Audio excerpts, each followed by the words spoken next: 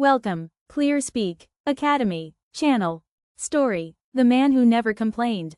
In a quiet town tucked between two fading hills, there lived a man named Musa. He was not famous, he was not rich, but everyone in town knew him.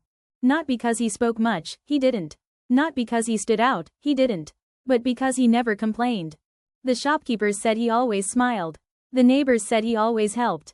The children said he gave the best mangoes from his small garden. And even on the coldest mornings, when his old boots cracked and his hands were rough from work, Musa simply said, "Alhamdulillah, praise be to God." He lived in a small one-room house with his daughter, Noreen. His wife had passed away years ago, when Noreen was just 5. Since then, he raised her alone, worked 2 jobs, and did everything he could to give her an honest life. And still, he never complained.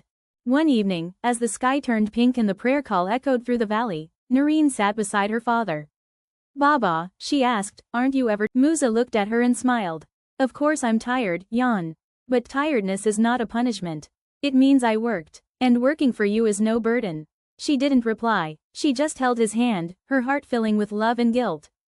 Years passed. Noreen grew up. She studied hard, earned a scholarship, and left for the city to attend university. Musa stayed behind, living the same life, quiet, simple, full of quiet strength. He still rose before dawn. He still worked at the bakery in the morning and repaired shoes at night. He still shared fruit with the neighborhood kids. He still never complained. But life was changing. His back began to ache. His hands trembled slightly when he held a cup. Sometimes, when he prayed, he had to sit down.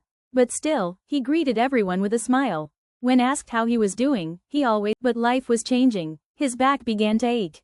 His hands trembled slightly when he held a cup. Sometimes, when he prayed, he had to sit down. But still, he greeted everyone with a smile. When asked how he was doing, he always— So she worked harder. She graduated with top honors. She got a job at a big firm and returned home with a plan. But the day she arrived, Musa wasn't at the gate. He wasn't in the garden.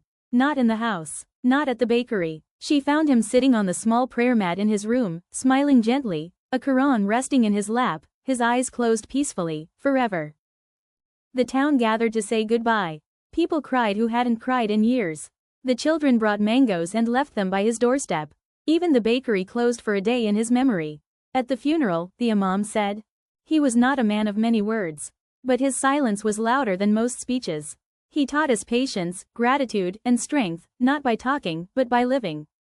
After the funeral, Noreen found a small box in his drawer. Inside was a single note, written in her father's handwriting.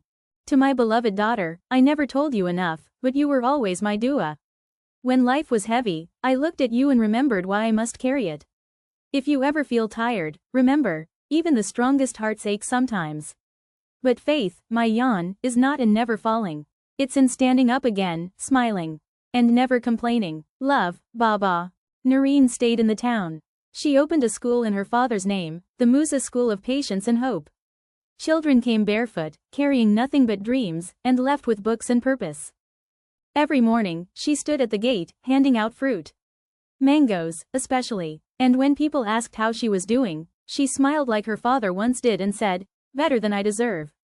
Moral of the story: strength isn't always loud. Sometimes, it's quiet. It's found in those who carry pain with grace, work with purpose, and love without limits, without ever complaining. Thanks for watching.